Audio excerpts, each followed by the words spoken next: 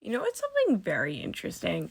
And this has to do particularly with men, although I'm sure you could extend this to women. I've only heard this in regards to men. I've also only experienced, well, I, yeah, I think I've only experienced this in regards to men.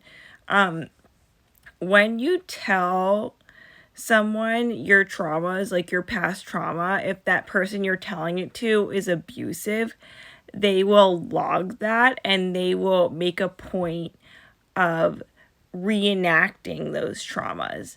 And they say, like, this is a reason you shouldn't tell anyone, like, your traumas. But here's why I'm so open about it. I feel like I've exposed people that way. Like, said in a previous videos, I've talked about in previous videos, the guy who left me stranded at the train station. I had told him about how I was stranded upstate before, and I believe that's like kind of how he got the idea to do that, because he was abusive. And before that happened, he had shown signs of being abusive, like on our first encounter, which I didn't have any encounters with this guy, but like I saw signs of him, like he would get like like pressuring me to do things I didn't want to do, getting upset, stuff like that, like boundary issues, certain things like that. So this is why, like, and when something that these people like don't seem to understand is that, like, when you've gone through something and you live to tell about it, it's because, like, you've achieved like a certain degree of mastery over it because you've been through it. So it's like, and also, like, when I was upstate, when those people like abandoned me and stuff like that, I was like, I think, like, the thing, it wasn't like I didn't really like them. Like, they didn't like me. I didn't like them. It wasn't like, it was like the whole, like, I'm autistic and I hate hypocrisy. And they were very big on bragging that they're like family oriented people and crap like that. And then they pull that. You know what I mean? They were like all bragging that they were helping me, like using me to make them look good and stuff like that.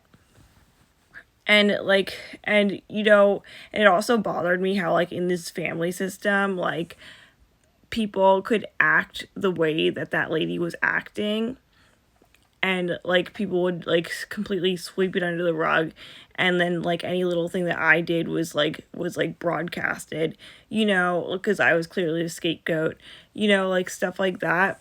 And it bothered me how that family system, like, in general, like, everyone was like, oh, we're so family oriented, but yet, like, you're a bunch of like high school mean girl, like, you're all like stuck in high school and you're like nasty people who like don't who like are jealous of like the younger generation, like the nieces and nephews and stuff like that, and very competitive with each other, like, because like I remember, like, I could go back in the archives, and like my mom's sister would be like throwing digs at me when I was like in high school and college, but yet you're so family oriented.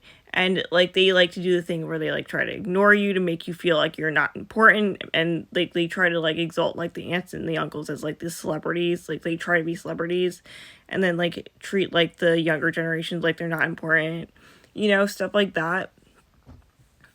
And then they'll like try say like they're helping you, but really they're just trying to get in your business. And then when they're done getting in your business, they'll just abandon you, like stuff like that. Like, it's just like a bunch of talk, and they think that like gossiping about your problems is helping you. Like, they tell themselves that.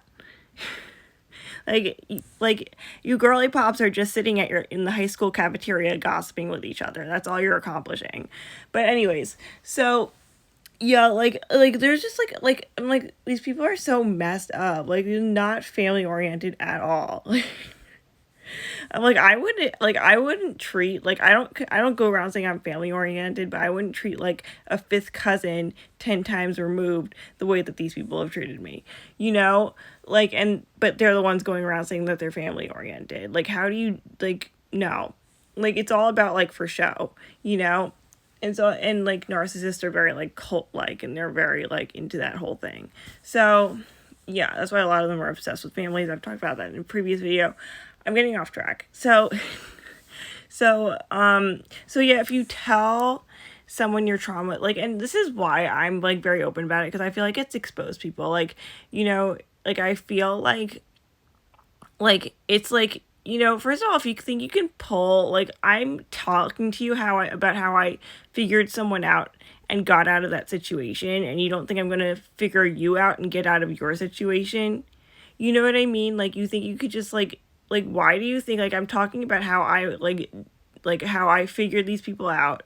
I got away from them. I went no contact with them, all this stuff, and you think that you can do the same thing that they did and it'll affect me.